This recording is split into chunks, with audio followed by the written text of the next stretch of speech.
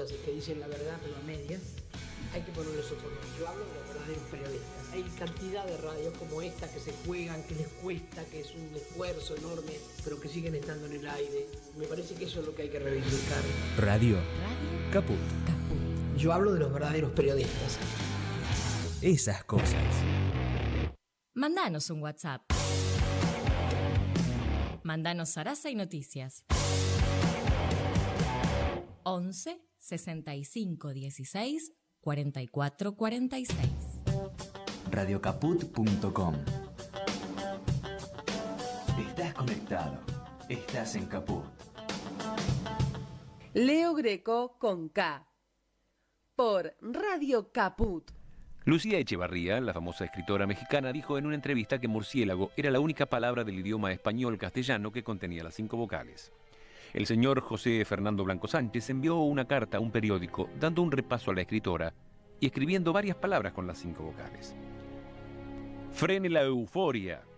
Un arquitecto escuálido llamado Aurelio o Eulalio dice que lo más auténtico es tener un abuelito que lleve un traje reticulado y que sea el arquetipo de aquel viejo reumático desahuciado y repudiado que consiguiera en su tiempo ser esquilado por un comunicante que cometió adulterio con una encubridora cerca del estanquillo, sin usar estimulador.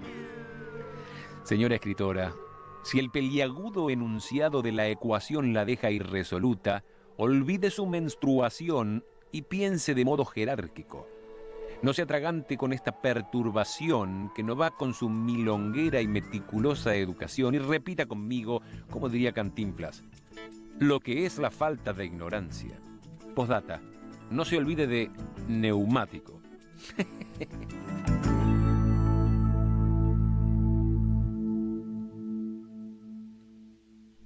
¿Cómo están? Muy buenas tardes, muy buen día. Hicimos una marcha grande, enorme, y nos impelía algo diferente a las otras marchas. Porque la marcha del 24 de marzo tiene una fecha fijada porque en el pasado pasó algo importante, visible, dramático en la historia argentina. Y hay que recordar siempre esa fecha como una fecha luctuosa, como se recuerda el 17 de agosto, se murió San Martín. No conmemoramos el nacimiento de San Martín, la muerte de una cosa bastante importante, algo dramático, el padre de la patria, un hombre que gestó la libertad de este país y otros 2, y ayudó a la conquista de América, en definitiva, para los americanos. El 24 de marzo es una fecha triste, que ya venía anticipada por los últimos meses de un peronismo que no sabía qué hacer, que había aplicado con Celestino Rodrigo algunos esbozos del liberalismo, de evaluación, precios que cambiaban 3 veces por día. Yo era joven en ese momento, vendía departamentos en una inmobiliaria y 3 veces por día, con lápiz escribíamos los precios en las fichas de cada departamento. Pasaba de $19.000 a 21, de 21 a 23, de 23 a 26.500 en un mismo día. Bueno, todo eso pasó en el final de un gobierno peronista que sin Perón estaba presidido por María Estela Martínez de Perón, una bailarina, y un brujo que estaba a su lado y que había conquistado también la simpatía de Perón, José López Rega, que había creado desde el Ministerio de Bienestar Social, en donde estaba la AAA, la Alianza Anticomunista Argentina, y mató a trocha y moche a cuanto militante se le ponía en la mira. Italo Argentino Luder, un jurisconsulto, un hombre serio, recio, que también formaba parte del gobierno peronista de esa época, conjuntamente con la presidenta firmaron una resolución, un decreto, no me acuerdo qué, que ordenaba a las Fuerzas Armadas aniquilar a la subversión. Bueno, en ese, o bajo ese rótulo, entraba desde un tipo que tenía una FAL en la casa, una 9 milímetros, alguien que militaba ya sanguinariamente contra la vida de la gente y mataban hijos de generales, ponían bombas en casa de almirantes, mataban comisarios y a sus hijos, tomaban cuarteles, pero eso es un puñado de gente. A partir de, y un poquito antes también, del 24 de marzo de 1976, comenzaron a no estar, como decía Videla, no están, no son desaparecidos. Militantes estudiantiles, su lucha era el boleto estudiantil, su lucha eran más horas de cátedra, su lucha era no necesariamente ir con saco en noviembre, ese tipo de cosas, sus derechos, reclamar por ellos, pelear por ellos. Por supuesto que había delegados, la mayor parte de los desaparecidos son delegados de fábricas. ¿Y qué es un delegado? Alguien que representa a la masa obrera de la fábrica o a los empleados, no gerentes de un banco. Siempre entre todos los compañeros se forma un delegado para que vaya a hablar. Tenés que hablar de un aumento de sueldo, tenés que hablar de unas vacaciones, tenés que hablar de un feriado y vas a mandar a los 400 empleados que tenés en el Banco de Galicia, en esa sucursal. No, va uno, que es el delegado. ¿Quiénes lo eligen? Los tipos que están ahí en esa sucursal. Ese es el delegado de una sucursal. Después, todos los delegados de las sucursales del Banco Galicia eligen un tipo que represente a los empleados del Banco Galicia. Bueno, a todos esos se los chuparon a todos.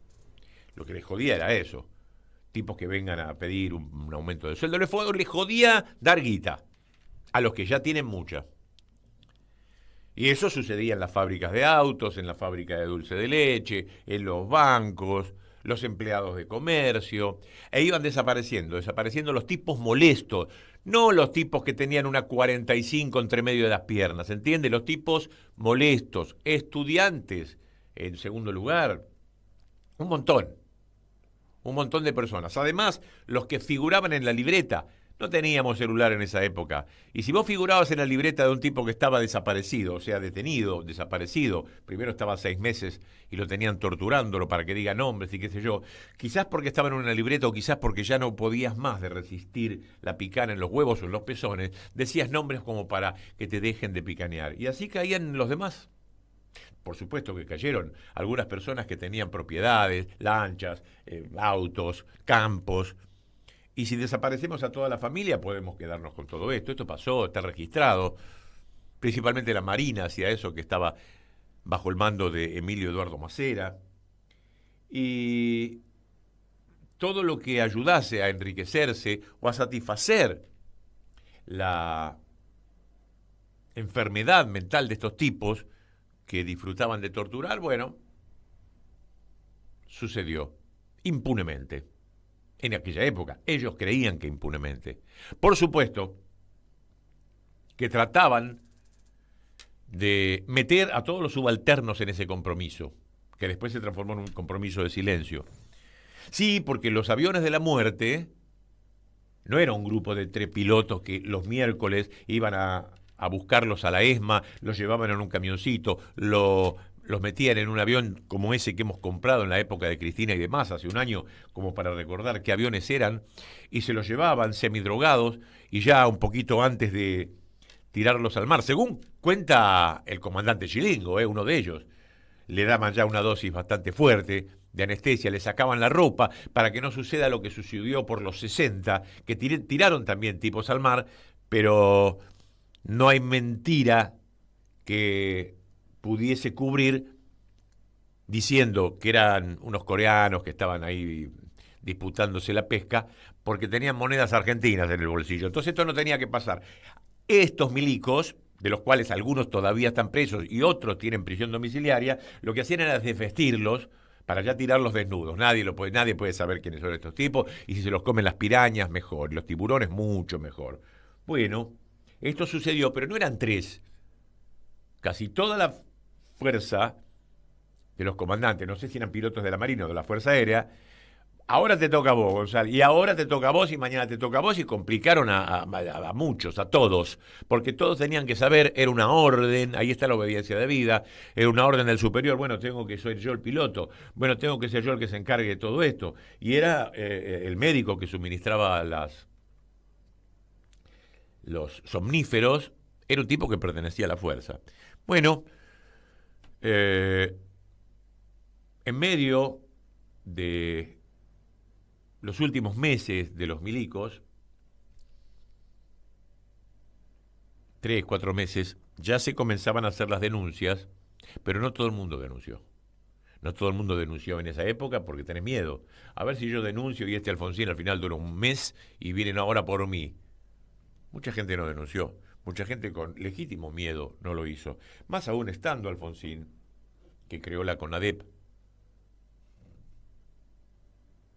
con Ruiz Guiñazú, Sábato, una enorme cantidad de ciudadanos argentinos, muchos gorilas, los dos que nombré.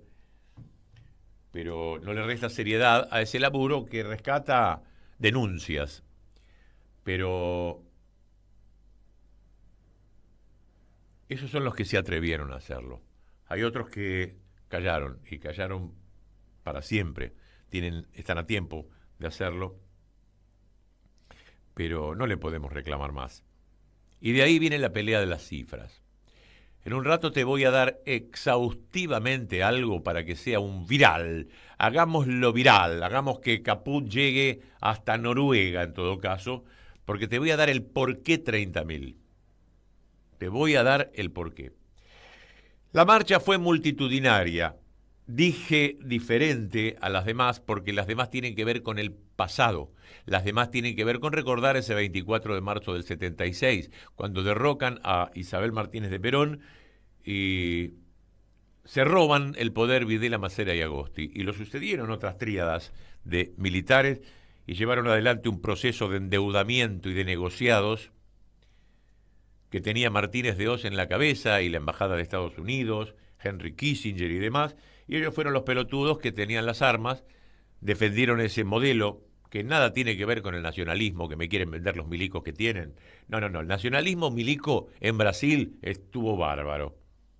Asesinaron a mansalva y todo, pero Brasil no se vendió a los Estados Unidos. Y Chile, mucho menos. Estaba Pinochet, pero el cobre sigue siendo chileno. Acá los milicos argentinos son pro Estados Unidos. Una cosa rara, un patriotismo extraño. Se venden como cipayos y son los únicos que han pagado con cárcel. Videla se murió preso y cagando en la cárcel. Los únicos, Martínez de Oz, los Aleman, Krieger Bacena de la época de Onganía, Cavallo, funcionario del Banco Central, que hizo que paguemos la deuda de los privados. Toda esa gente toma café, cruza las avenidas, viaja a Europa, sin ningún problema. Los que pagaron son los pelotudos de los milicos, que se creen defender a la patria cuando a quienes representan tienen grabada la bandera de Estados Unidos en algún distrito de su cuerpo. La marcha fue multitudinaria, cubierta en parte por los medios. El Destape hizo lo suyo y C5N también, mostrando los testimonios de la gente que pasaba por allí, algún que otro dirigente, Estela de Carlotto, Tati Almeida. Pero sucedió algo curioso que me llamó mucho la atención. Una parte, un sector importante de dirigentes se encontraban en el kilómetro cero. El kilómetro cero, geográficamente, está en la Plaza de los Dos Congresos. Cuando vos querés saber qué distancia hay entre Rosario y la capital, se mide no desde Saavedra, desde Belgrano, desde Barracas, se mide desde un monolito que hay en el Congreso que se llama kilómetro cero. Entonces, a partir de ahí decís a cuántos kilómetros estamos de París, o de Asunción, o de Vicente López. Pero también en la memoria es el kilómetro cero, porque ahí enfrente está la Casa de las Madres, y desde allí se partía para después ir a la Plaza de Mayo. Allí estuve, a las 11 era la cita. Probablemente a la 1 comenzaron en un escenario a hablar unas personas. ¿Unas personas? No, estaba Axel Kicillof, la persona que más votos tiene y que más responsabilidad dentro del área del peronismo y sus afluentes, estaba ahí. Estaba Fernando Espinosa, el distrito más numeroso que tenemos en la provincia de Buenos Aires, bien peronista, La Matanza. Estaban las abuelas, era la casa de las abuelas, pero estaban las jóvenes y los jóvenes. Estaba Jorge Ferraresi, distrito importante e industrial del conurbano de Avellaneda. Pablo Zurro, el gran puteador, después de mí, por supuesto, el gran puteador a Macri y a toda su caterva, que es el intendente de Pehuajó. Mario Seco, representante de Ensenada, y otros tantos dirigentes con cargo que juntaban varios millones de tipos que están allí atrás. Estaba Magario, estaba el padre Paco, estaba Jorge Rachid, nuestro compañero, estaba Daniel Rosso, de la radio de las Madres de Plaza de Mayo, que tengo el orgullo de pertenecer. Pero no estaban comiéndose un pancho, montaron un escenario y le hablaron a millones de personas que estaban en la Plaza del Congreso, y el cometido era después marchar todos juntos. La Cámpora hizo lo propio, como siempre lo hace los 24 de marzo, saliendo desde la ESMA y caminando por todo Libertador, bancándose que le tiren botellas, bombitas, lamparitas, piedras. Y otros dirigentes hacían, pero cuando los nombres que te dije estaban desde ese lado, yo opté por ir para allí. Y como los conozco algunos, y al gobernador también, cuando llegó a la sede de las Madres y tomó algo esperando el momento de salir al escenario, le digo, voy a hacer una toma en modo cine, 4K, de tu salida desde acá, pegado a la nuca, y te voy a hacer un registro de tu discurso desde la nuca, para tener después un contraplano de todo lo que te vayan a filmar de frente. Entonces tenés de nuca la gente que está. Tenemos que mostrar además que hay mucha gente y todo eso, y es muy lindo cuando vos tenés una referencia de nuca. Y no hay un presupuesto a veces para gente que te filme desde la nuca. Tenés la gente que te habla desde frente. Una cámara, dos, si le robás a otro medio, entonces haces un juego de primer plano y qué sé yo. Pero, bueno, me ofrecí para eso y lo hice. Ahora, en el medio de la grabación yo me di cuenta que de frente no había ninguna cámara. Estaba tan pegado yo al gobernador que simplemente por ego, cuando llego a casa y terminó el acto y todo, digo, a ver cómo salía ahí atrás, tan colorido yo, con una cámara en la mano, pegado atrás de Magario, ¿quién es? Ese de barba, ese canoso. Ver cómo salí, si en algún momento me rasqué, si se ve que estoy distraído y no prestando atención al discurso, esa cosa que uno ve. Ese 5N no pasó nada de eso. Y el destape tampoco. Bueno, pero no voy a pretender que la televisión pública o La Nación Más o Canal 13 pasen eso. No hay registro. Y lo que se habló fue fuerte, ¿eh? Mirá, Mario Seco, el intendente de Ensenada, conjuntamente con el padre Paco, fueron aquellos que dieron discursos más fuertes, más insultantes para una clase dominante, que ahora está en el poder por el voto popular, eso es cierto. Pero rescaté esto, un poquito del discurso de Mario Seco, amigo y compañero, hombre que comenzó de barrendero y terminó como intendente, un hombre que representaba en aquella época al Frepaso, que siendo barrendero fue delegado, y en la época de los milicos se hubiera desaparecido, delegado de los municipales después, hasta ser intendente. De 7 a 9 atiende a su pueblo. No hay reunión que haga que no escuche a la gente que le hace falta una lamparita en la esquina o un medicamento. De 7 a 9 atiende a su pueblo. Este hombre, a todo el pueblo que estaba convocado en la Plaza de los Dos Congresos, le decía esto. Todos saben que cuando yo era un perro en la calle, él me cuidaba y me enseñó mucho a luchar más que nada, a no bajar nuestras banderas. Pero hay algo que dijo el pueblo de Roque, que yo vengo a dar testimonio. Él me pidió que lo acompañara a este gobernador de la provincia de Buenos Aires con toda la fuerza. Él fue el que me dijo: hazte la esperanza. Y así fue diciéndoselo a cada uno. Tomemos este legado.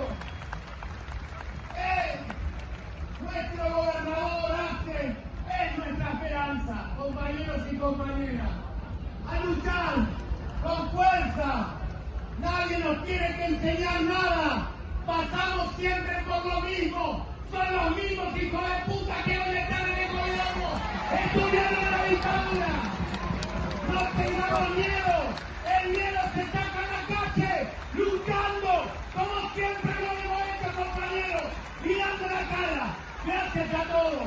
Hasta la victoria. Esperemos.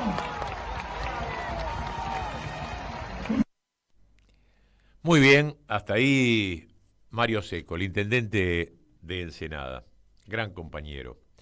Pero después estuvo el discurso de Axel, que precedió al discurso final de quien hoy está a cargo de las madres de Plaza de Mayo, de una de las líneas, quien Ede delegó. Y sepan disculpar que no me acuerdo cómo se llama la madre, pero la madre son las madres, no se trata de individualismos. Esto decía el gobernador de la provincia de Buenos Aires.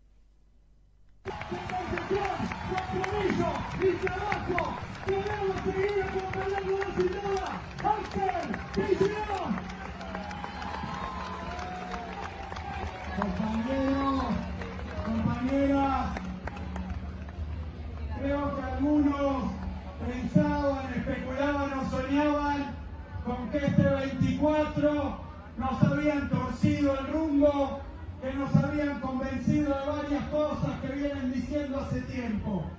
Este 24 es uno de los más grandes, los más gloriosos de los que tengamos memoria. La gente sale a la calle porque sabe que en la calle se defiende la bandera.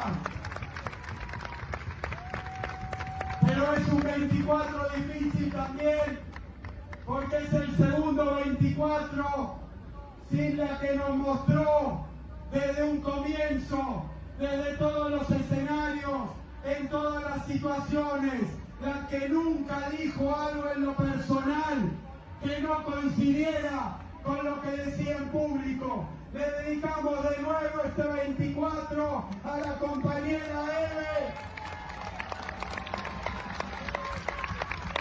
que como bien dijo Paco, seguro anda por algún lugar, cada uno tendrá sus creencias, pero nosotros sabemos que Eve vive en nuestro pueblo y está acá. Eve somos nosotros, no hay que buscarla. Y vive, por supuesto, que la compañera Carmen, es la madre que sigue su ejemplo, su lucha. ¿Cómo no vamos a luchar nosotros con el ejemplo que tenemos? Nos dan las madres.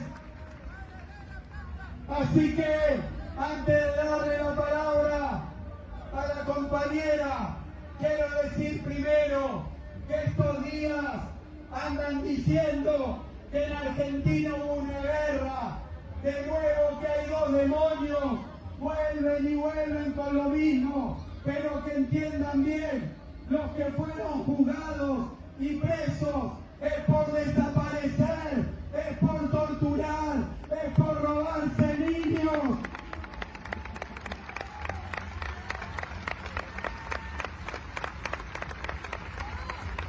pero también comprendamos qué es lo que estaba en juego, qué era lo que representaban aquellos contra los que fueron compañeros militantes, por supuesto, pero sindicalistas, delegados de fábricas, de clubes, vecinos, familiares, fueron contra todo lo que presentara resistencia contra un modelo de hambre, de desindustrialización, de quita de derechos. Por eso este 24 de nuevo venimos acá a defender el derecho a la salud, el derecho a la educación, el derecho a la vida, a la dignidad. Seguimos con la misma lucha. Por eso persiguen.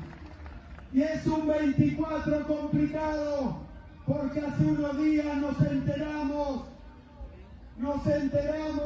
de que una compañera militante de Hijos fue agredida, golpeada, violada. Los mismos métodos, los mismos objetivos. Compañeros y compañeras, es muy grave, es muy complicado que el gobierno nacional y los medios de comunicación de nuevo se hagan los distraídos cada vez que se perpetra persecución y violencia. Sepan que estamos nosotros dando las peleas, dando la lucha, defendiendo esos derechos a los que menos tienen, a los que se expresan, a los que se organizan.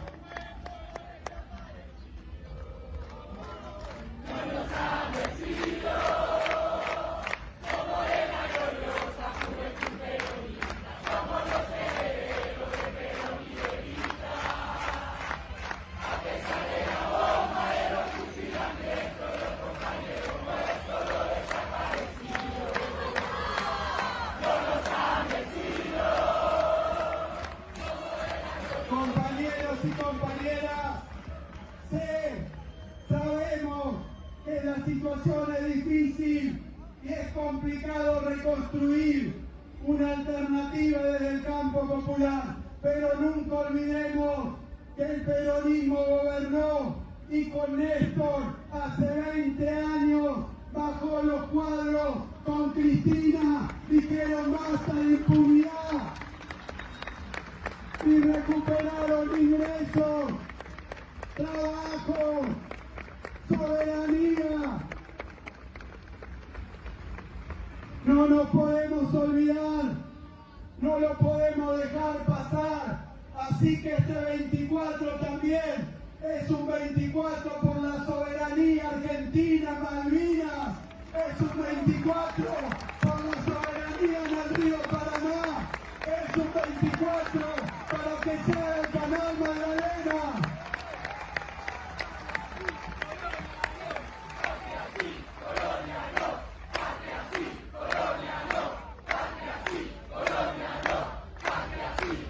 Por eso, compañeros y compañeras, el ejemplo es estar en la plaza, como vemos desde acá, con cada una de las organizaciones, pero también con los pibes y las pibas, con los nenes, con las familias que entiendan bien. Ellos vienen a reprimir, nosotros venimos a defender y marchar por el futuro.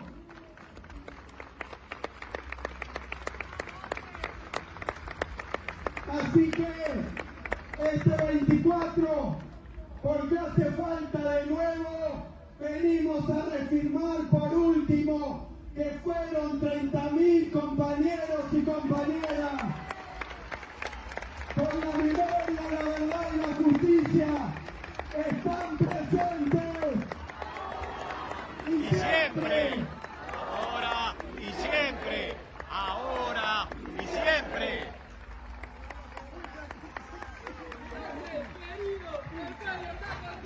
Muchas gracias. El compañero gobernador de la provincia de Buenos Aires. Una toma de nuca que nunca se la vemos a Axel Kicillof, que la he tomado con mucha emoción. Lo último que decía, son 30.000. Y hemos visto que se reafirma en los últimos días una lucha de estos dirigentes por decir que no, por negarlo. Hay un grupo de gente que se llama El Gato y la Caja, que han publicado un estudio que se llama Aritmética de la Crueldad. ¿Cómo se calculan los 30.000 desaparecidos? El ex secretario de Derechos Humanos de la Nación, Eduardo Luis Duhalde, estimó que hubo más de 150.000 efectivos destinados a la represión. Entonces, con ese número, bastaría que una brigada con 5 efectivos hubiera capturado a una sola persona en los 7 años del gobierno de facto y llegaríamos al número de nuevo. O sea, una brigada de 5 tipos durante 7 años capturan a uno de los 150.000 que había. Con uno solo que capturen llegas a 30.000. Hace poco menos de un mes, mientras hablaba de otra cosa y por cadena nacional, el presidente de la Nación dijo 30.000 de verdad. Al pasar con una media sonrisa, volvió a poner en duda la magnitud del plan sistemático de exterminio que las Fuerzas Armadas desataron sobre el pueblo argentino, con complicidad civil, empresarial y eclesiástica. Pero volvamos al tema. ¿Por qué 30.000 si todas estas cifras son poco confiables? ¿A cuál creerle? ¿Cómo construir una estimación? ¿Hay alguna matemática que nos pueda acercar? Ya te dije una, 150.000 efectivos. Se calcula que 4.500 personas pasaron por la ESMA, 2.500 por el campo de concentración La Perla, 4.000 por Campo de Mayo, 2.000 personas pasaron por el Vesubio y 1.500 personas por el Club Atlético. Solamente con esos 5 centros ya se alcanza la cifra de 15.000, con 5 centros, o cientos. 30.000 no es un número inflado, por el contrario, parece quedarse corto. Recordemos que muchas personas nunca denunciaron las desapariciones. Porque el aparato represivo siguió funcionando largamente durante la democracia. ¿Dónde está Julio López? En pleno gobierno de Néstor desapareció Julio López, que era el testigo que al día siguiente iba a declarar contra Echecolatz. Pero los centros de desaparición y de tortura que existieron entre el 74 y el 83, el 74, gobierno de María Estela Martínez de Perón, que son reconocidos oficialmente, centros clandestinos de detención, como hubo en Alemania y en Polonia, entre el 74 y el 83, reconocidos oficialmente, son aproximadamente 800, viejo. Yo te dije de 5 nada más. Si tan solo hubiesen pasado 40 víctimas por cada uno de ellos, bastaría para exceder los 30.000.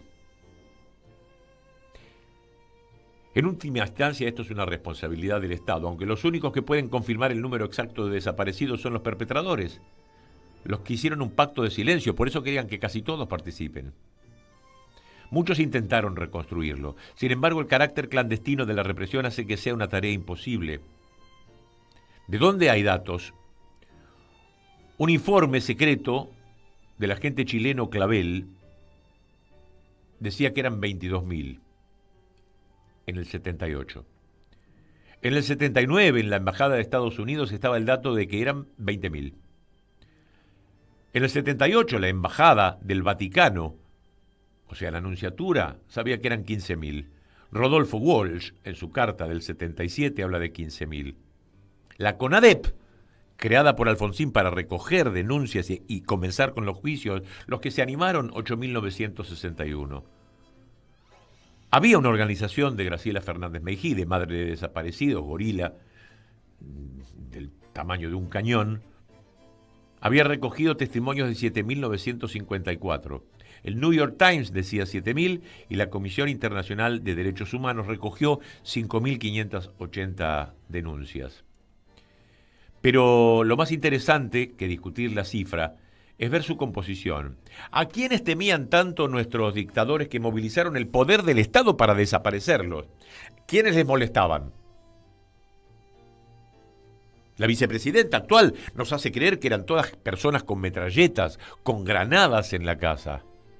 Gente que tenía puñales, bombas, y que atentaban contra la vida de todos los comisarios, de todas las personas, entre comillas, de bien, contra los hacendados, contra los militares. ¿A quiénes chuparon? La mayor cantidad de desaparición, de detenidos desaparecidos por ocupación fueron obreros. En segundo lugar, estudiantes. Le siguieron los empleados, después los profesionales, después los docentes, siguen los autónomos, amas de casa, conscriptos y fuerzas de seguridad, periodistas, actores y artistas, religiosos. Algunos pudieron escaparse, de periodistas, Mario Mactas, Carlos Ulanowski, que emigraron y conservaron la vida, amigos míos. Artistas que se tuvieron que ir, Héctor Alterio, Politi, Nacha Guevara, Brisky. Gente que se tuvo que rajar. ¿A quién mataba Nacha Guevara? A ver. ¿Qué armas manipulaba? Te perseguían por lo que pensabas. Pero detrás de todo gobierno autoritario hay un plan económico que se quiere imponer, en general a favor de las élites. Es la miseria planificada de la que hablaba Rodolfo Walsh, que también desapareció y murió. Si hoy el poder revive esta discusión es porque persigue otros fines. Nunca más, querido, nunca más.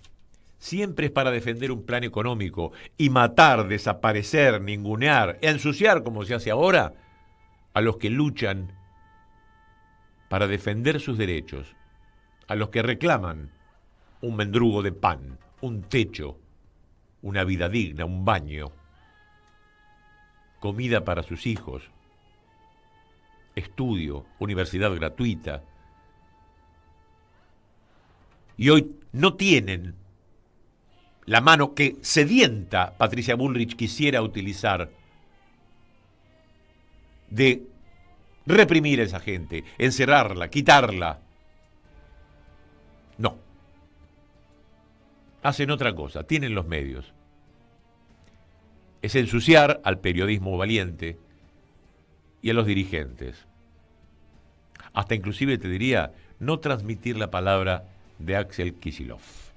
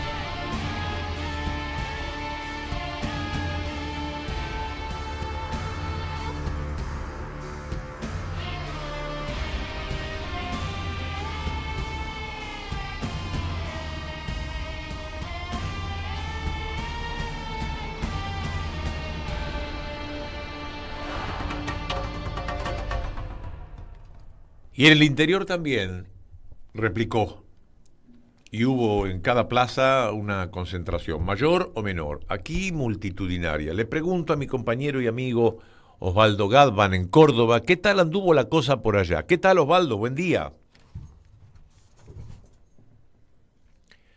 Señor Galván, a ver si podemos hablar con él. Sé que está en línea, pero vamos a tratar de generar de nuevo esta comunicación. Pero en todo el país, cada plaza tiene que ser la plaza del pueblo. Esto. Ahora, hay un posteo que ha publicado Patricia Bullrich y que después lo borró. Yo leo que dice: no permitiremos más que se tomen las calles por gente golpista. Así también estamos trabajando en cualquier agresión que pueda recibir el presidente por esta red e investigaremos de dónde son y con las Fuerzas Armadas, si es necesario, entraremos en cada casa para verificar la tenencia ilegal de cualquier tipo de armas que puedan alertar contra la República, atentar. El que las hace las paga. Y después lo borró. Te lo leo de nuevo. Es algo que vi publicado y que en las redes figura como que es algo que publicó ella y que después lo borró. Es fácil de creer que así fue. Pensalo vos, si podría salir de Patricia Bullrich este posteo. No permitiremos más que se tomen las calles por gente golpista. Así también estamos trabajando en cualquier agresión que pueda recibir el presidente por esta red e investigaremos de dónde son y con las Fuerzas Armadas, si es necesario, entraremos en cada casa para verificar la tenencia ilegal de cualquier tipo de armas que puedan atentar contra la República. El que las hace, las paga. Patricia Bullrich, que después lo borró de Twitter. Fíjate vos. Bien, estamos tratando de conseguir la comunicación con Osvaldo Galván para saber qué pasó en Córdoba. Pero mientras tanto, pensemos, reflexionemos. Si Mirta Legrand, que vivió 6 golpes de Estado en la historia de la Argentina, y sabemos que ella participa de varias décadas, ella, Mirta Legrand, te dice que este gobierno le da miedo. Agarrate, hermano, ¿eh? Dios mío. La inflación en dólares de Milei, la inflación en dólares, no en pesos. Si vos tenés guardados $1.000, también vas a comprar menos cosas en dólares de las que comprabas 6 meses atrás. ¿Cómo es esto? Sí, la inflación acumulada en pesos al 20 de marzo sabemos que fue 79%. La inflación acumulada en dólares oficial, ¿no?, al 20 de marzo, 66,1, porque hubo devaluación. La inflación acumulada en dólares, el blue, ¿cómo crece? 72,2%. Saca un promedio y es un 69% de inflación. ¡Qué bárbaro! Ahora, estábamos hablando de Patricia Bullrich. Ella posteaba el 24 de marzo de 2015 algo que decía: nunca más a una dictadura militar y a la represión brutal, nunca más al uso de la violencia como forma de acción política. Y Patricia Bullrich ayer dijo: construyeron sobre la tragedia un relato a la medida de sus intereses ideológicos, sin importar las víctimas y la profundidad de las heridas. El cambio llega también en reconocer que una verdad a medias no es verdad. Ajá, muy bien. Y el posteo, que según dicen después borró, dice: no permitiremos más que se tomen las calles por gente golpista. Así también estamos trabajando en cualquier agresión que pueda recibir el presidente por esta red e investigaremos de dónde son y con las Fuerzas Armadas, si es necesario, entraremos en cada casa para verificar la tenencia ilegal de cualquier tipo de armas que puedan atentar contra la República. El que las hace, las paga. Dicen que publicó eso y que después lo borró. Osvaldo Galván, ¿cómo estuvo en Córdoba el 24 de marzo? Ayer, ¿cómo le va? Bueno, si notas que estoy un poco ronco, en eso va a estar la respuesta. ¿Dónde se han juntado en la ciudad? Y en 8 cuadras, repletas de gente. Mucha gente. Bueno, es saludable, sí. Es un síntoma bueno, querido. Sí, mira, Muy lindo, la verdad que yo he ido, casi siempre trato de ir, en los últimos años más. Había mucha gente, fue más que la del año pasado, más que la del año anterior, muchísimo. Uno habla de 130.000, otros 150.000, a lo mejor eran 131.000 o 149.000, pero era mucho. Y después estábamos con unos compañeros, que es un amigo, al que yo conozco hace 40 años, mira, así que... Y salíamos habíamos ido a tomar algo, una gaseosa, porque estábamos cansados de andar, ya eran las 9:30 de la noche, y había música muy lindo, en un momento se escuchaba de fondo Los Dinosaurios, ¿no? La canción de Charlie, cantada por un grupo local, y en los que conocen el centro de Córdoba, la zona del Patio Olmos, ahí frente a la Casa Radical, sí, claro, del Teatro San Martín, se generó un espacio muy grande, como una especie de megaplaza, y quedaron muchos pibadas sentadas en el piso, sentadas en la calle finalmente, ¿no? Y la verdad que nosotros decíamos que tenemos para festejar, ¿no? Sí, claro. En un país en que están devastando, pero esa es la fuerza, ahí está la fuerza de resistir, pero también la fuerza de construir. Y creo que a ellos les enferma. Por eso, esa señora inmunda que es Patricia Bullrich, cara dura, desfachatada, mentirosa y ladrona, publica esas cosas porque les da odio. Porque ellos no pueden juntar a nadie, no juntan a nadie, y no es para alguna cosa malvada, para ir contra las vacunas, para decir que la Tierra es plana, no, para salir a defender a ladrones como los de Vicentín. Ellos no tienen una sola fecha digna para festejar, porque ¿qué festejarían ellos? Los bombardeos a la Plaza de Mayo. ¿Qué festejarían ellos? Los fusilamientos de junio del 56.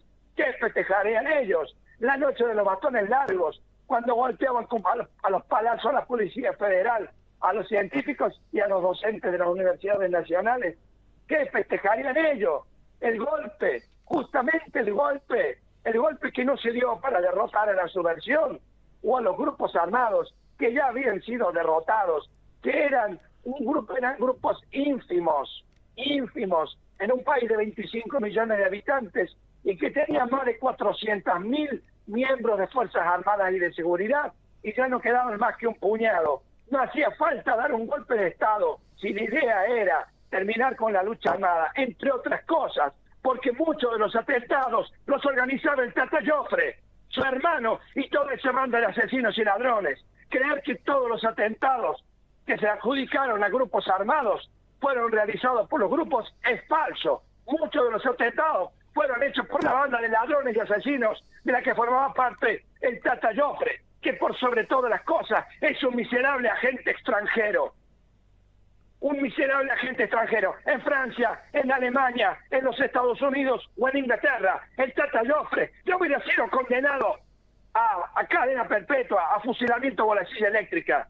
Porque en esos países un agente extranjero como el Tata Joffre no llega a ser secretario de los servicios de seguridad, ni se anda paseando por la televisión, mintiendo sobre la historia, mintiendo sobre su propio papel y desparramando odio contra su propio país. En un país soberano y digno, un tipo como el Tata Joffre sería un ejemplo de todo lo malo que se puede hacer contra un país. En Estados Unidos, hace 30 años que el Tata Joffre hubiera sentido cómo le recorría la energía eléctrica por el cuerpo, porque lo hubieran calcinado en una silla eléctrica. Pero acá, en la semicolonia, se pamonea por los medios de comunicación este sucio ladrón, mentiroso, atorrante y desvergonzado del Tata Joffre. Y la respuesta fue llenar las plazas del país ayer. Emocionante. Para el aplauso sentido, mi querido Osvaldo Gadban, con toda la razón del mundo. El orgullo de tenerte en este programa desde Córdoba. Muchísimas gracias. El orgullo es mío. Chau, querido. Gracias. Osvaldo Galván, gran periodista cordobés, que hablaba sobre el Tata Joffre, un tipo que conjuntamente con el hermano es muy amigo de Milicos, conoce profundamente la CIDE, se llevó mucha documentación de la CIDE para después pasársela a cierto periodismo. Como dice él, un roñoso, un hombre que puede gastar la plata que quiera porque es millonario y conoce los pasillos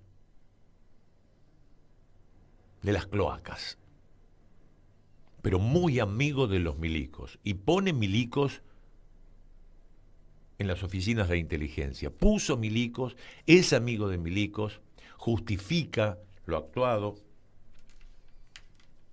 Una mierda. Lo feo es que Carlos Menem lo haya querido tanto.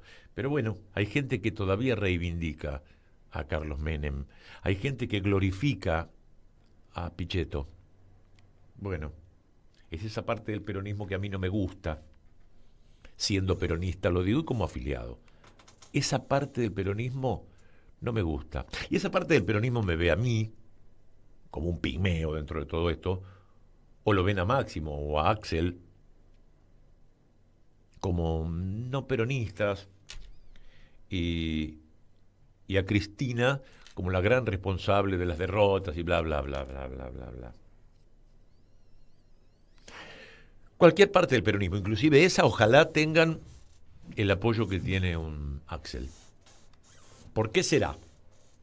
El amor que le tenemos a Cristina, ¿por qué será? ¿Hay una parte de envidia en todo esto? ¿Hay una parte de envidia de ese que juzgás como un 4 patadura, malo, que no sabe pegarle a la pelota? Esté triunfando en el Brighton y vos te quedaste en Cambaceres, qué sé yo. Fernando Espinosa, que es el intendente de La Matanza, también estuvo allí, como tantos intendentes que te mencioné, y el periodismo, cuando caminaba, cuando iba en la marcha, porque el periodismo no cubrió el acto, no el central, pero el acto de partida de muchos dirigentes hacia la Plaza de Mayo. Pero, entrevistado en el camino, decía estas cosas.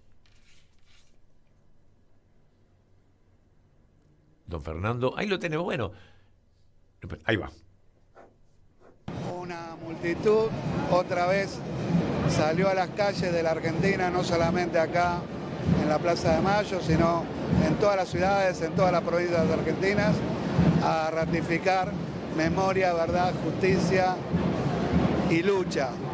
Hoy hay que agregar la palabra lucha a esas 3 otras palabras, porque estamos viviendo hoy los argentinos momentos dificilísimos, de mucha tristeza, de mucha complejidad, y por eso hoy estamos en la calle, para defender los derechos de los trabajadores, los derechos de todos aquellos que formamos la mayoría populares.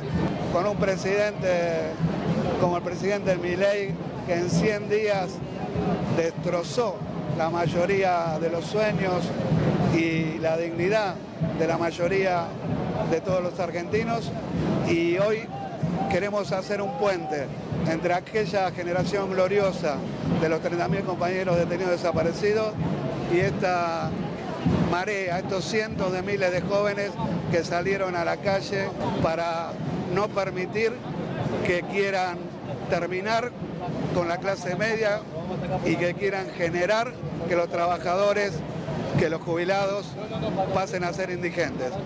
Vamos a seguir trabajando, militando, luchando por la mayoría de todas las argentinas y de todos los argentinos. Le agradezco a Lucas Loza, allí en reemplazo de su hermano, en los controles de todo, de la imagen, de las fotos, de las comunicaciones, de la música, volviéndose loco mientras uno caprichosamente va pidiendo cosas acá cuando se le ocurren. Y ahora le digo, porque se me ocurre, Lucas, vamos a irnos. Yo me despido del programa, pero los voy a dejar con unos datos para la memoria, ya que la estamos acariciando tanto, que fue cuando Néstor y Cristina estuvieron en el gobierno y estuvieron en la ESMA. Y allí Néstor No per se, porque él le desaparecieron un montón de compañeros y militantes. Era el presidente de la República y pidió perdón. Pidió perdón en la ESMA en nombre del Estado. Así como Francisco, recién Francisco, después de 500 años de lo que se llamó la conquista de América, pero fue la muerte de todos los pueblos originarios y su esclavitud y la expoliación de la plata, el oro, el bronce, el níquel, todo, y aún hoy sigue, todo bendecido por la cruz cristiana, por la cruz católica, tanto Hernán Cortés como Pizarro y como cuanto asesino vino a destruir todo lo que estaba en estas tierras. Recién Francisco pidió disculpas en el Paraguay, en el Ecuador, en Bolivia, a los pueblos originarios por el silencio de la Iglesia. Por eso Néstor pidió en nombre del Estado argentino, porque lo estaba representando, perdón. Me voy con este recuerdo. Chau. El 19 de marzo de 2004, hace 20 años, Néstor y Cristina Kirchner ingresaron por primera vez a la ESMA, acompañando a un grupo de sobrevivientes. A los pocos días, el 24 de marzo, Néstor dio otros 2 pasos gigantes. Frente a la ESMA, pidió perdón por los crímenes del Estado argentino y bajó el cuadro del genocida Videla de la galería del Colegio Militar. Vengo a pedir perdón del Estado Nacional por la vergüenza de haber callado durante 20 años de democracia.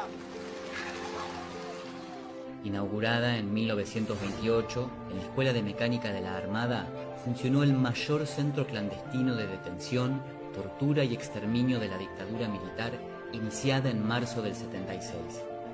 Por allí pasaron más de 2.000 detenidos desaparecidos, se robaron cientos de bebés y despegaron los vuelos de la muerte.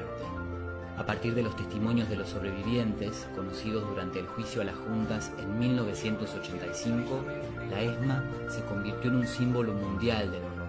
Su recuperación, iniciada en 2004, tuvo una enorme relevancia simbólica e histórica en la lucha contra la impunidad.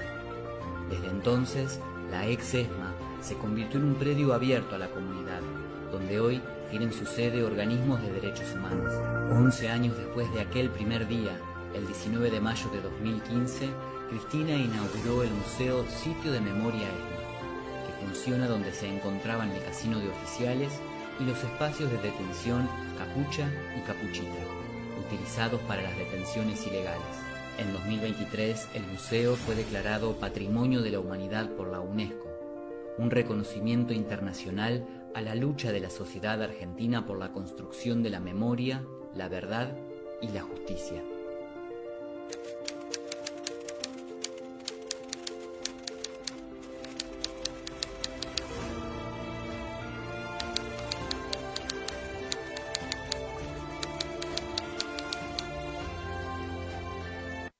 Cinco, 4, 3, 2, 1. No quieren. Mate. Bueno, a ver. Ok. Sí.